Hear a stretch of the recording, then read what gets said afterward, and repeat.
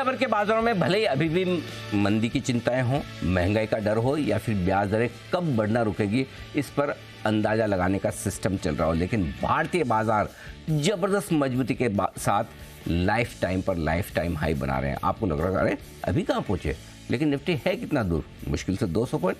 Bank Nifty life high बना चुका है और मिड कैप और स्मॉल कैप शेयर जो आपके चेहरे पर मुस्कुराहट लाते हैं वो हर रोज नए हाई की तरफ बढ़ते हुए नजर आ रहे हैं। तो ऐसे में हमने की है एक खास सीरीज की शुरुआत, लाइफ एट लाइफ हाई। जी हाँ, जब बाजार जिंदगी भर के सबसे ऊपरी स्तरों के आसपास ट्रेड करें या वहाँ पर ट्रेड करें तो आपके लिए जानना समझना बहुत ज़रूरी है कि व्हाट नेक्स्ट, अब आगे क्या। अब भी खरीदारी करें, पैसा लगाएं, बने रहें, प्रॉफिट बुक करें, और यदि ये सब कुछ करना है तो कहाँ करना है, कैसे करना है। और इसीलिए इस सीरीज की शुरुआत हम करने जा रहे हैं बाजार के जाने माने दिग्गज और वेल्थ क्रिएशन के हिंदुस्तान के सबसे बड़े expert Motilal Oswal financial services के को फाउंडर और चेयरमैन रामदेव अग्रवाल साहब हमारे साथ आज स्टूडियो में आ चुके हैं। सर बहुत बहुत स्वागत है, लंबे समय बाद आपसे स्टूडियो में मुलाकात हो रही है।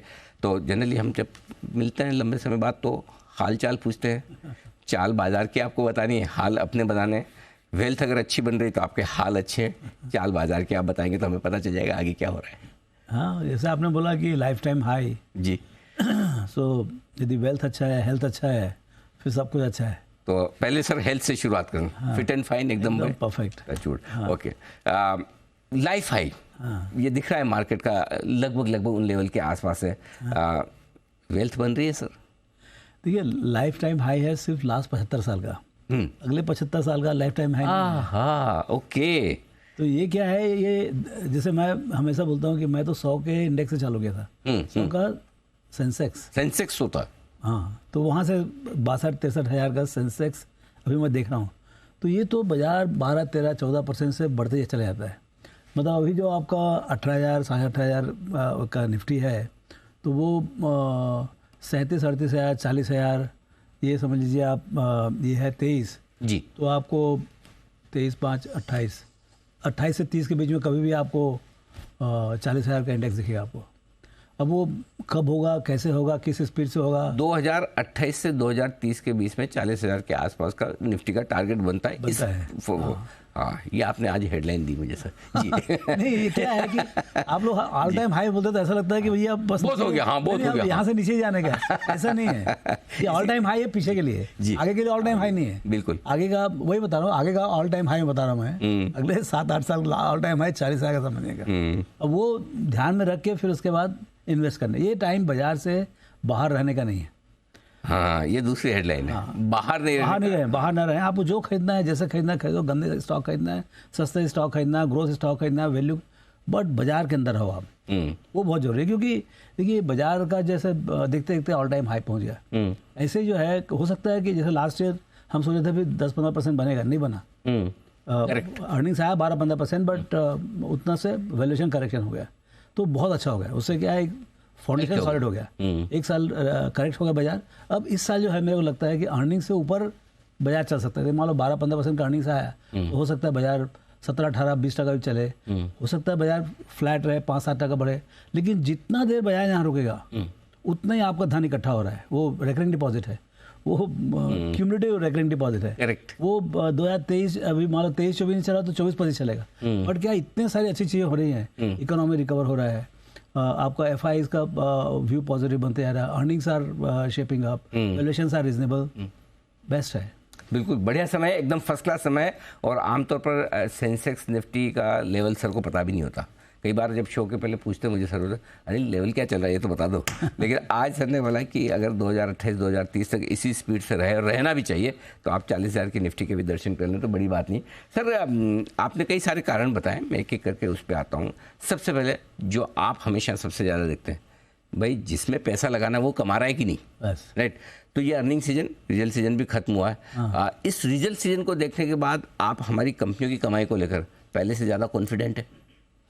रिजल्ट भी ठीक आया है, ज़्यादा निगेटिव्स नहीं आए। पॉजिटिव बैंकिंग और फाइनेंस सेक्टर में तो था ही, वो बहुत ज़ोर से आया। ये क्वार्टर में और ज़ोर से दिखेगा, क्योंकि लास्ट ईयर का फर्स्ट क्वार्टर ख़राब था, तो इस बार बहुत बड़े बड़े डेल्टा आएंगे जून क्वार्टर में। तो फिर उसके बाद जो है मतलब फिर बेस इफेक्ट आना चालू होगा और थोड़ा स्लो डाउन हो जाएगा। तो लेकिन क्या है, सबसे बड़ी चीज़ हो रही है कि जो रिकवरी थी वो के शेप थी पहले, जितने सब डिस्क्रिप्शनरी अपर एंड आइटम थे, जैसे कार बिक रहा था लेकिन मोटरसाइकिल नहीं बिक रहा था, अब वो थोड़ा वाइड स्प्रेड हो रहा है। ओके, अब वो के शेप नहीं दिख रहा है, ऐसा लग रहा है कि now it is wide spread recovery. Finally trickle down जो है ना नीचे के लेवल पर टीयर 3 टीयर 4 विलेजेस तक पहुंचा है। क्योंकि मैं देख रहा हूँ कि जो अभी टू व्हीलर का डिमांड जो है वो बहुत रोबस्ट है, मजबूत। अभी आप देखिए बजाज ऑटो, हीरो मोटोकॉर्प, ये सब जो है 20-25% चल गए। करेक्ट। ये चलते कि भी अप्रैल मई में उनका डिमांड बहुत बढ़िया था और शायद जून का भी महीना बहुत अच्छा जा रहा है। तो ये देखते हुए ऐसा लग रहा है कि now recovery is becoming very broad spread. अच्छा, जो क्रेडिट ऑफ टेक है, जो ब्रॉड नंबर है, वो भी आपका जो है 13-14%, 15% अभी भी चल रहा है जी। अच्छा, उसके ऊपर से आप देखिए कि जीएसटी कलेक्शन जो है, जो कोई फर्ज नहीं कर सकता है, every month it is coming, वो भी 157,000 crore first month of the year after 187। तो ये भी बहुत अच्छा है और मुझे लगता है कि 12% ग्रोथ है लास्ट ईयर से, फिर वापस जो अगला महीना आएगा वो भी अच्छा है। सो सब हिसाब से पीएमआई देखिए आप, मैन्युफैक्चरिंग सर्विसेज तो 62-63 है, करेक्ट, मैन्युफैक्चरिंग इज आल्सो 57, सब मिला के माहौल बहुत अच्छा है और इन्फ्लेशन भी अंडर कंट्रोल है, इंटरेस्ट रेट भी पिक आउट हो गया है। तो अभी अब तो मतलब यानी बाजार में शॉपिंग करना ही पड़ेगा। चलिए, शॉपिंग तो, और वैसे तो आपके लिए तो शॉपिंग का समय वो होता है जब थोड़े ठंडे हो, मार्केट डीले हो, लेकिन अब तो फिर भी अभी यहाँ से भी अच्छी मजबूती वाला माहौल है। तो एक कारण तो आपने बताया कंपनियों की कमाई मजबूत है और टैक्स कलेक्शन और इकोनॉमी की हालात काफ़ी बेहतर है। लेकिन हमारे हालात देखते तो मतलब सीना चौड़ा हो जाता है और बाहर के हालात देखते तो ऐसा लगता है कि मामला ढीला हो जाता है। आज ही वर्ल्ड बैंक ने कहा भी है कि ग्लोबल ग्रोथ का तो अनुमान बढ़ा रहे हैं, 1.7% से 2.1% कर रहे हैं इस साल के लिए, लेकिन हमारा घटा रहे हैं 6.6 से 6.3 कुछ ऐसा कर रहे हैं। तो क्या ऐसा नहीं होगा कि सर हम तो मजबूत है, हमारी तो ग्रोथ है, अगर बाहर की इकोनॉमी और ज़्यादा ग्रो करेगी तो हमारे जो कुछ ये सेक्टर्स, कुछ कंपनियां जो ग्लोबल मार्केट पर डिपेंडेंट है, उनकी ग्रोथ और बढ़ेगी सर? वो सब इकोनॉमिस्ट लोग से पूछे वो कैलकुलेशन कैसे कर रहे हैं वो, हाँ मैंने, लेकिन ब्रॉडली इवन 6.2 6.3 जो बोल रहे हैं वो भी आ जाए, वो तो 0.3 0.4 प्लस माइनस तो जो भी बोलते हैं एक साल पहले उसका सब आता है जी। उसका पता directionally they are also saying कि India is going with the fastest growing large economy, तो that you can't take away. Correct. तो ये देखिए बाजार सी इंडिया जो है लास्ट 20-25 साल में जो 1-1.5% ऑफ ग्लोबल जीडीपी था, अब हो गया 3.5%, लेकिन एफआई ने उतना लोकेशन बढ़ा नहीं पाया है। अब यहाँ से अगले 10 साल में जो 10 साल, अभी अगले 10 साल सबसे इंपॉर्टेंट है, कोई भी आदमी इन्वेस्ट कर रहा है तो अगले 10 साल में ये 5 से 6% हो जाएगा Indian GDP to the world. अब उसमें आप अलोकेशन कैसे आप मतलब यानी 1-1.5% पे रुके रहेंगे आप, तो अलोकेशन तो आएंगे, बहुत जोर से आएंगे, और जब आएगा तो वो गए भी तो होलसेल में गए और आएंगे भी तो होलसेल में। करेक्ट। तो बिना भाव देखे वो बेचते हैं और बिना भाव देखे खरीदेंगे। अब वो कब होगा वो मैं नहीं मालूम। तो ये जो भगदड़ मचेगी, हाँ, जब एक और लोकल मनी है, हाँ, हमारे इन्वेस्टर्स बार मैच्योर हो चुके हैं, शुरू में सब बोलते हैं रॉबिनहुड है, डटे हुए हो, बिल्कुल डटे हुए। हाँ, पहले लगता था 2020 में रॉबिनहुड आए, लेकिन ये तो बड़े मैच्योर निकले, निकाल नहीं रहे पैसा, नहीं निकल ना। अब एक तरफ लोकल मनी है, दूसरा तरफ जब एफआईज आएंगे, ये दोनों इंजन एक साथ फायर करेंगे, तो सर मार्केट का क्या होगा? मार्केट ऊपर जाएगा, लेकिन इसमें क्या है, जो ये प्रमोटर्स हैं, जो डोमेस्टिक प्रमोटर्स हैं, उनके लिए वो थोड़ा सप्लाई करेंगे, न्यू इश्यूज आएगा, which is very healthy process. ये बाजार का नियम है कि भाई आप बाजार ऊंचा जाता है तो आपको नया सप्लाई आना चाहिए, तो बाजार उससे ब्रॉड बेस्ड भी होता है। जो कंपनी 2 साल 1.5 साल से जिनका आईपीओ नहीं हुआ है, अटका हुआ है, वो सब कंपनी लाइन से या प्राइवेट इक्विटी के जितने एग्जिट्स हैं वो सब होंगे। तो क्लियरली जो अभी प्राइवेट में अनलिस्टेड है वो पैसा यहाँ पर फ्री होगा और फिर वो जाके फिर प्राइवेट इक्विटी में जाएगा। और इस तरफ जो है जो प्रमोटर्स जिनको लगता है कि भाई अभी मेरे को बहुत बड़ा घर खरीदने का है या मेरे को और कुछ करने का है, so they will also keep supplying some amount of profit booking from promoter side, वो भी होगा। सो वैसे लेकिन लेवल तो बढ़ते जाएगा। एफआईज कब आएंगे फुल फ्लेज एकदम, कि किस चीज़ का इंतजार कर रहे हैं? वो तो उनसे पूछने से वो ही बताएंगे आपको, क्योंकि वो जब आएंगे तो ही आएंगे, मतलब वो उनसे पूछ के कोई फ़ायदा नहीं, कोई आदमी है नहीं वहाँ एफआई का कोई जत्थेदार हो ऐसा कोई नहीं है, समझे ना। मतलब अब देख रहे हो ट्रेंड तो बन ही रहा है, सब लोग का रिकमेंडेशन है, and ultimately GDP growth rate, corporate profit growth sustainable में आएगा, तो कोई चॉइस नहीं है। अच्छा सर, आपने ऑटो की बात की, आपका फेवरेट सेक्टर भी रहा है, लेकिन रेट सेंसिटिव स्टॉक्स जितने भी है, बैंक, ऑटो, रियल एस्टेट, जो हिंदुस्तान की इकोनॉमी से जुड़े हैं, गजब के नंबर्स, गजब की ग्रोथ, क्या ये अभी भी ये स्पेस है जहाँ बुलिश रहना चाहिए? लेकिन इनका ये क्या पूरा 12 महीना जो खराब था इनका, मतलब द बेस इफेक्ट है। जैसे पर्टिकुलरली टू व्हीलर वगैरह में जो है उनका लास्ट ईयर उतना अच्छा नहीं था, ये पहला साल चालू हो रहा था, उनका बेस नीचे है, तो उसके कारण से growth rates are looking much higher 20%, 25% ऐसा दिख रहा है, which will come down to 12-13। अगले साल आप देखेंगे तो वो 12-15% में अटक जाएंगे वो। So clearly sustainable rate is not 20-25 but more 10-12%, 13% इस टाइप का आएगा वो।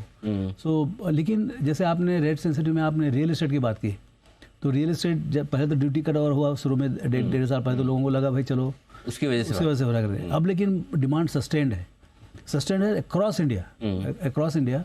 सो मेरे ख्याल से रियल एस्टेट एक बहुत बड़ा सेक्टर है। और जैसे बाजार से भी जो है ना, जब बाजार में जो वेल्थ क्रिएट होता है उसका भी कुछ पोर्शन जो है रियल एस्टेट में जाता है। करेक्ट। अच्छा, इस बार क्या बाजार में इतना ज़्यादा डीप करेक्शन नहीं हुआ, बाजार रुका जरूर एक साल से, like last year was a flat year, तो बाजार रुका हुआ था। उससे क्या हुआ कि सब लोगों को जिसका मान लो 10 करोड़ का 20 करोड़ हो गया, उसको यदि 5-6 करोड़ निकालने का, तो बहुत आराम से उन्होंने बेच के रियल एस्टेट में डाला है। तो इस ढंग से जो है ना, अब रियल एस्टेट के लिए जो कैपिटल सप्लाई चाहिए वो मिल रहा है। और वो बहुत कुछ जो है ना वेल ट्रांसफर हो रहा है from stock market also. So as a market goes up यहाँ से, जैसे मान लो 18,000 का 20-22 हज़ार होता है, तो मेरे लगता है इसका ज़्यादा इफेक्ट आएगा आपको रियल एस्टेट में बूम। बिल्कुल, रियल एस्टेट सेक्टर में भी बूम होगा और जाहिर सी बात है उसका असर फिर स्टॉक्स में भी आना ही आना है। अच्छा, एक और बैंक्स को लेकर आपसे राय लेना चाहता हूँ। दो तरह के व्यू बड़े स्ट्रॉन्ग है। एक तो ये कि भाई बिजनेस जोरदार सब कुछ है, दूसरी तरफ काफ़ी लोग मानते हैं कि जो नेट इंटरेस्ट मार्जिन से पीक आउट हो रहे हैं, अब थोड़ा रुकना चाहिए। तो आपका व्यू क्या है इस वक्त बैंकिंग सेक्टर पर? देखिए, हम तो किसी न किसी बैंकर से हमेशा ही मिलते रहते हैं, हर हफ्ते एक आज से मुलाकात हो जाती है जी। तो सब यही बोल रहे हैं कि भाई it's a dream run right now. Dream run? हाँ, मतलब highest margin and lowest credit cost.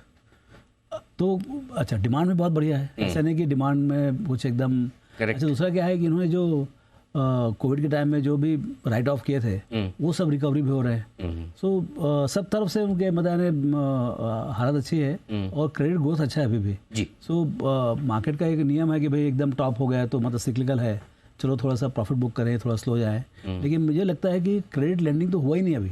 Lending तो सिर्फ 12 महीने हुआ अभी, उसके पहले तो पूरा कोविड के कारण से इफेक्टेड था और क्लीन था। सो बैंक के तकलीफ चालू होने के लिए कुछ ना कुछ क्रेडिट एक्सपेंशन होना चाहिए और गलत क्रेडिट एक्सपेंशन होना चाहिए।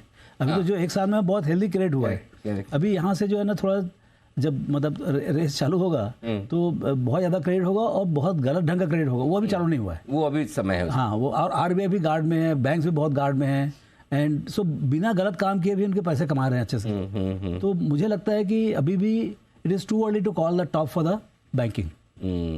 बड़ा इंटरेस्टिंग आपने बताया, अभी भी थोड़ा वक्त है, इतना जल्दी टॉप आउट। हाँ। एक और स्पेस जो पिछले साल 2 साल में बड़ी सुर्खियों में रही है, पैसे टूटे भी हैं लोगों के, बन भी रहे हैं थोड़े थोड़े, ये न्यू एज ई कॉमर्स कंपनियां जो आईपीओ आए हैं, वो बहुत इंटरेस्टिंग होगा। हाँ, सो सर आपके व्यूज जानना चाहता हूँ मैं, क्या मतलब अब ये अच्छे लेवल आ गए हैं जहाँ पे पैसा लगाया जाए या इनसे डरते रहना चाहिए? थोड़ा ऊपर आ गए, उससे थोड़ा ऊपर अच्छे लेवल से थोड़ा और ऊपर आ गए, जरा समझाएं सर।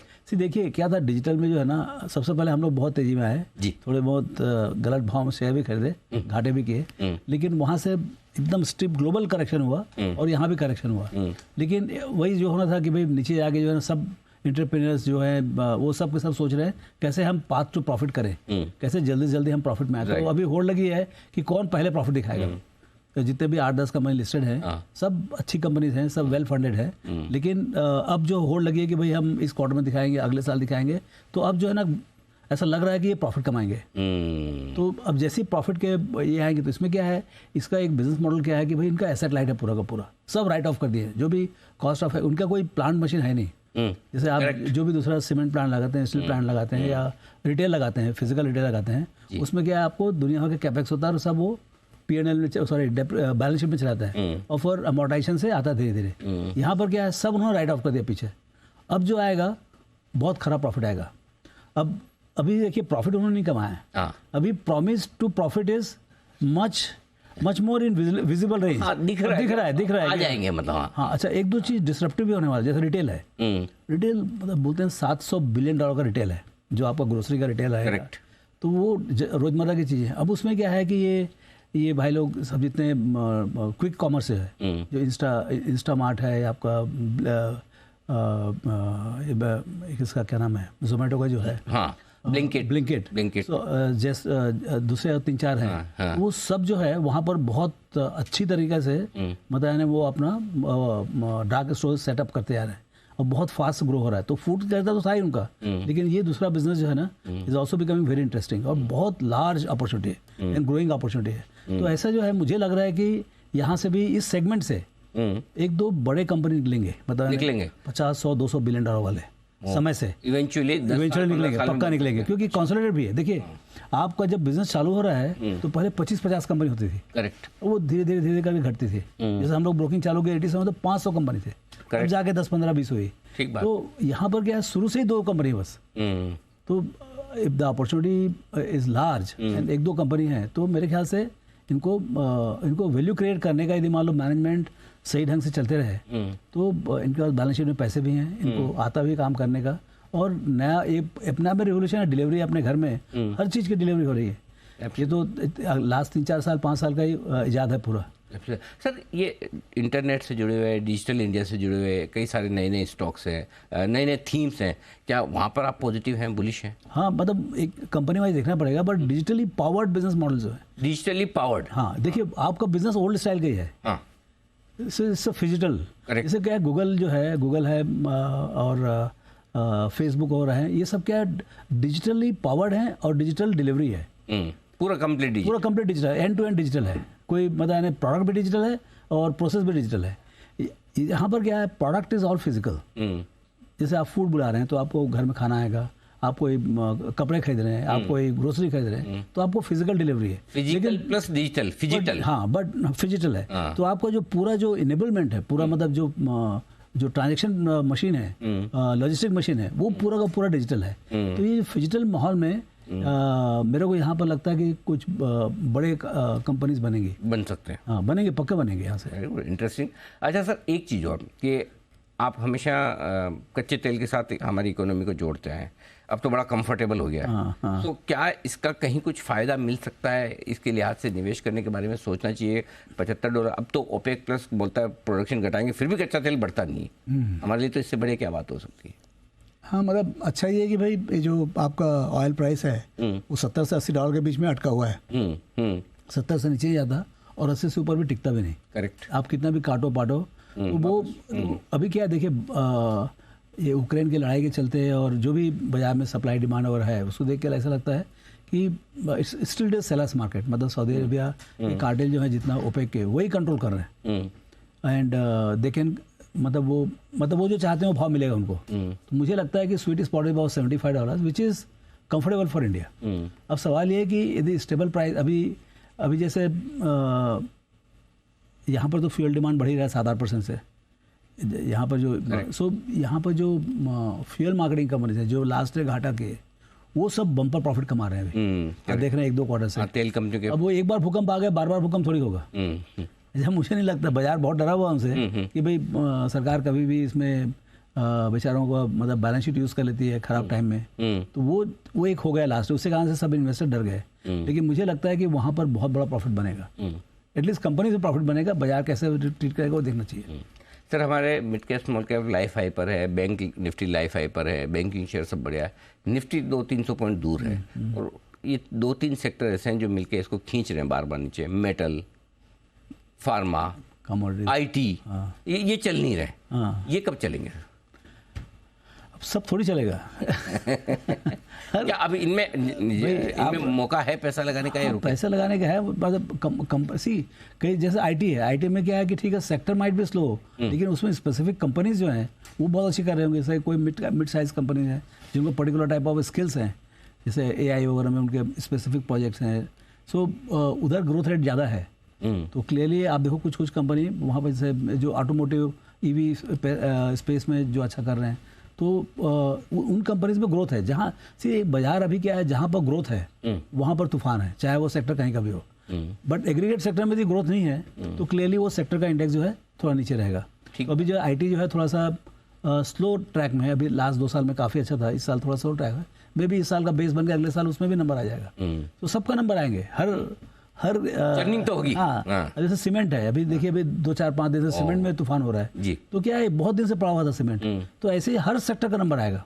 हर सेक्टर में जिसमें कॉम्पिटिटिव एडवांटेज है इंडिया का, या कंपनी से कॉम्पिटिटिव एडवांटेज है, मतलब प्रॉफिटेबल है, डीपली प्रॉफिटेबल है, तो it's just matter of time कि भाई अच्छा ये जब जब बाजार में आउट ऑफ फेवर रहता है तो उस समय ये सब अच्छी कंपनी रिजनेबल दाम में मिलने का चांस होता है। करेक्ट। और जहाँ से थोड़ी गर्मी आई तो देखते देखते भाव 25% बढ़ जाता है और जो रिजनेबलनेस जो है खत्म हो जाता है। ठीक बात। अच्छा सर, एक स्पेस जो बहुत ज़बरदस्त बूम है मिड कैप और स्मॉल कैप शेयरों की, जो हमारे सारे दर्शकों को बड़ी पसंद आती है। बोलते ये चलते तो हमारे शेयरों के दाम थोड़े ऊपर आते हैं, पैसा तब बनता है। कहीं कोई यूफोरिया होने के संकेत तो नहीं, मतलब ऐसा तो नहीं कुछ ज़्यादा हो गया, कुछ ज़्यादा ही भाग रहे 2 महीने से, डरने वरने घबराने की कहीं ज़रूरत है, या अभी ऐसा कोई दूर दूर तक सिग्नल नहीं है इस पर? मतलब भाई कॉशन तो हमेशा रखना चाहिए। मान लो 100% बढ़ गया तो वो लगता है वही और ज़्यादा बढ़े, तो थोड़ा सा कॉशन रखना चाहिए कि भाई। अच्छा, दूसरा ये, एक बार बढ़ गया तो आपका एक्सपेक्टेशन कम हो जाना चाहिए। ऐसा नहीं है वो कंपनी का ग्रोथ खत्म हो गया, स्टॉक ऑल टाइम हाई हो गया, आगे भी बहुत। बिकॉज देखिए इंडियन इकोनॉमी में क्या है, जो भी रेलेवेंट कंपनीज हैं वो बहुत आगे बढ़ेंगी, जो अच्छी कंपनीज हैं। मतलब कोई किसी का हाई नहीं है, जैसे इंडेक्स का हाई नहीं है ऐसा किसी का ऑल टाइम हाई नहीं है। Correct. All time high for the past है, आगे बहुत जगह है सब में, मतलब मल्टीपल टाइम्स, 5 टाइम 10 टाइम। मैं तो मैनेजमेंट से मिल रहा हूँ, मतलब मैनेजमेंट बोल रहे हैं कि हम अगले 5 साल में 5x करेंगे, तो मैनेजमेंट पूछ रहा है व्हाई नॉट 10x। अच्छा, इस टाइप की सब बोर्ड मीटिंग में बात हो रही है। अच्छा। तो माहौल जो है ना, मतलब मैं तो सिर्फ सुनते रहता हूँ कि भाई कौन कर सकता नहीं कर सकता, बात की बात है। Correct. लेकिन इस टाइप का थोड़ा एम्बिशन जो है ना, कॉर्पोरेट एम्बिशन काफ़ी बढ़ रहा है। अच्छा सर, सब अच्छी बातें की हमने, शो का नाम भी लाइफ एट लाइफ है। कुछ ऐसी सावधानी रखने वाली चीज़, कोई ऐसा कोई जिससे झटका लग सकता है, थोड़ा अलर्ट रहो भाई, वैसा कुछ है तो चाहे वो ग्लोबल मार्केट का हो, कोई हमारे मार्केट, तो वो जरा सर बता देंगे कि क्या सावधानी रखनी है? गारंटीड आएगा, और आएगा और वहाँ से आएगा जहाँ से आप कोई सोचे भी नहीं होगे। कि मतलब आप 10 चीज़ लिखो, 10 में से 11वां ही आने वाला है। अच्छा। वो 10 कोई नहीं आने वाला है। जो पता है वो नहीं। हाँ, जिसके बारे में आप 10 मिनट भी सोच सकते हो वो कुछ नहीं होगा। जैसे उक्रेन, मतलब उक्रेन कहाँ ये किसी ने मालूम था, और उक्रेन ने पूरा मतलब तबाह कर दिया। तो ऐसे कुछ ना कुछ और, मतलब उक्रेन ही ठंडा हो जाए, मतलब लेकिन निगेटिव साइड में मतलब इतना कुछ हो रहा है जियोपॉलिटिकल में, मतलब चाइना, मतलब जो इंटरनेशनल रिलेशंस हैं वो इतने स्टिफ हैं, मतलब कहाँ पर क्या हो जाए कब कुछ मालूम नहीं जी। सो थोड़ा कुछ तो ज़्यादा नॉइज़ भी है, तो क्या नॉइज़ है क्या रियलिटी है मालूम नहीं, लेकिन अपने घर को संभाल रखना बहुत जरूरी है। तो एक तो क्या, लीवरेज मत रखें ज़्यादा, पैसा आ गया लीवरेज होगा जो है उसको मतलब अनवाइंड करके थोड़ा कंफर्टेबल रहना चाहिए। और आगे से जो है, मतलब मेरे को ज़्यादा लग रहा था लीवरेज का। हाँ, मतलब उधार लेके पैसा मत लगा। हाँ, अपना जो सब बचत है वही लगाना है। और जब भी मेरे को ज़्यादा कॉन्फिडेंस लगता है, बाजार अच्छा लग रहा है, तब तो पक्का बाजार करेक्ट होता है। आपका भी कॉन्फिडेंस लेवल कहाँ तक है? अच्छा है, कॉन्फिडेंस अच्छा है। मतलब जैसे 100 है, 100 में किस लेवल पे कॉन्फिडेंस आ जाता है तो फिर आप अलर्ट हो जाते हैं, तो वो लेवल क्या है? नहीं, ऐसा नहीं, इतना डरावना नहीं है अभी। अभी डरावना नहीं पहुंचा है कि अत्याचार होगा, ऐसा नहीं लग रहा है, लेकिन अच्छा लग रहा है बताने।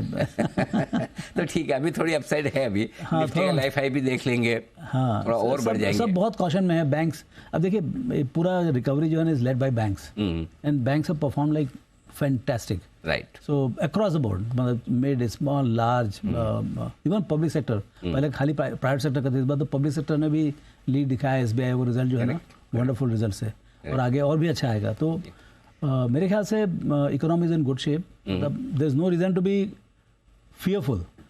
लेकिन जब भी ऐसा लगता है कि let's become little more greedy, डरे नहीं। हाँ, मतलब लीवरेज मतलब बाकी सब बहुत बढ़िया, करेक्शन होगा 5-10% 15% करेक्शन के लिए हमेशा रेडी रहें। बिल्कुल ठीक बात है। बस आता है तब बड़ा डर लगता है, रेडी तो रहते हैं लेकिन आते ही फिर ढीला हो जाता है। आप 40 साल का सोचो ना, जब करेक्शन आता था। ठीक बात है।